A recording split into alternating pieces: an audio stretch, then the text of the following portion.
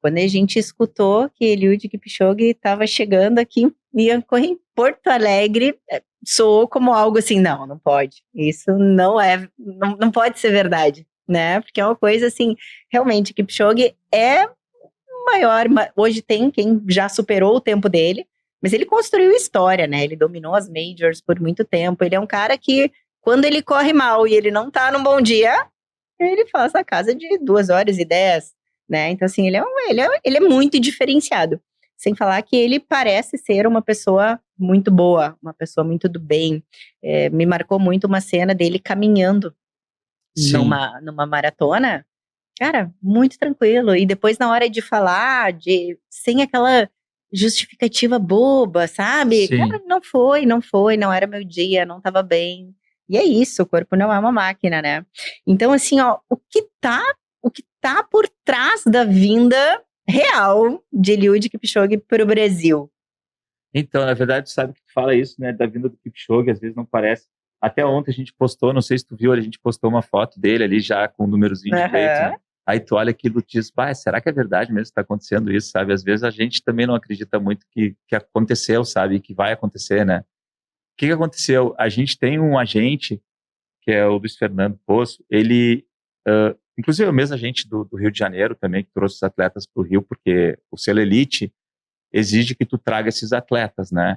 Então, existem empresários, como tem empresário de jogador de futebol, né? O mesmo nível, assim, que eles têm os grandes atletas do mundo e tu negocia através dele.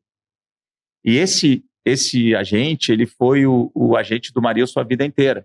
E de vários outros atletas, do Ronaldo, de vários atletas brasileiros, Vanderlei, todos eles foram agenciados mundialmente, assim, por esse agente. Ele é muito conhecido, assim, no mercado, né?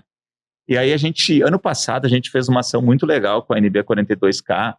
A gente levou o Marilson, o Adalto, e a gente sorteou 2 pessoas que tiveram inscritos o ano anterior para a maratona. A gente levou com tudo pago para a maratona de Nova York.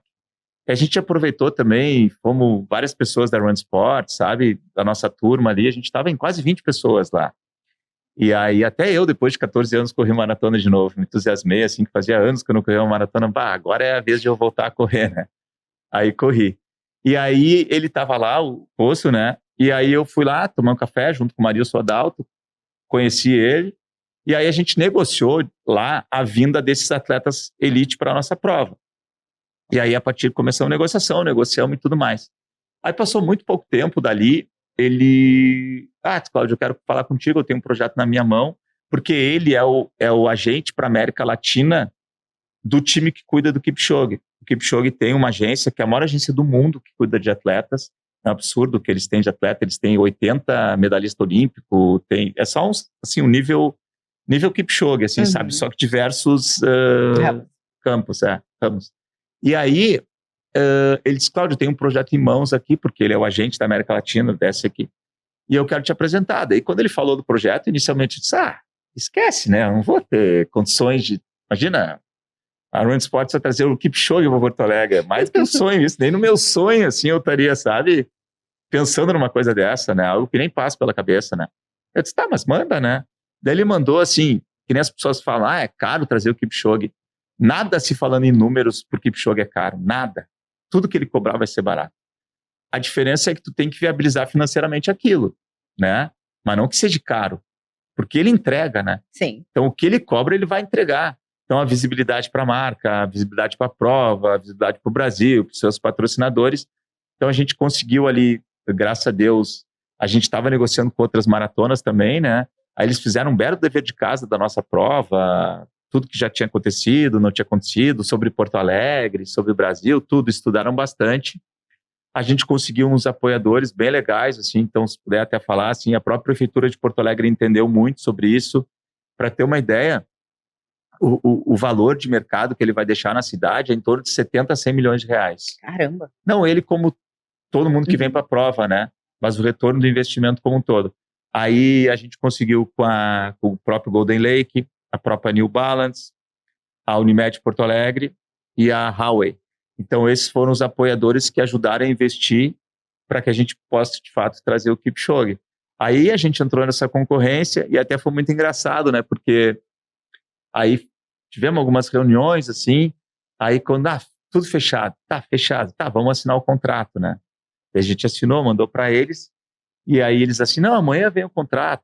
Aí o amanhã não passava nunca, passava uma semana e não vinha o contrato. Minha mulher não aguentava mais, que show, queria me expulsar de casa.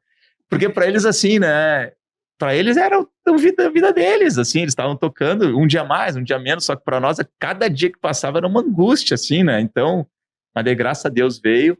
E também, assim, e quando a gente assinou o contrato, a gente ainda teve que esperar quase um mês para divulgar, porque eles queriam divulgar as 3 provas que ele ia fazer no ano, porque a gente não falou um pouco sobre isso também, mas o projeto dele, que a gente está fazendo parte, é um projeto de 7 maratonas em 7 continentes distintos, né?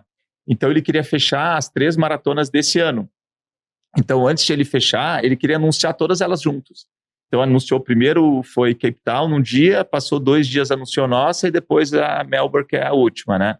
Então eles tinham que assinar os contratos com todo mundo, tudo. Então levou ali mais ou menos um mês. Então foi essa angústia também de a gente já ter aquela informação e querer divulgar e não poder, né? Mas daí assim, tá sendo, né, um momento muito especial, assim, essa troca de informações com eles. Aí teve a prova de Cape Town, que foi a primeira, né, do circuito dele, aí a gente foi acompanhar, a gente foi como imprensa, a gente teve acesso aos bastidores, aí conversamos bastante com a equipe dele, tivemos a honra também de conhecer ele pessoalmente, trocar umas ideias com ele, um nervosismo, assim, não me saía as palavras, assim, estava todo nervoso para falar com ele.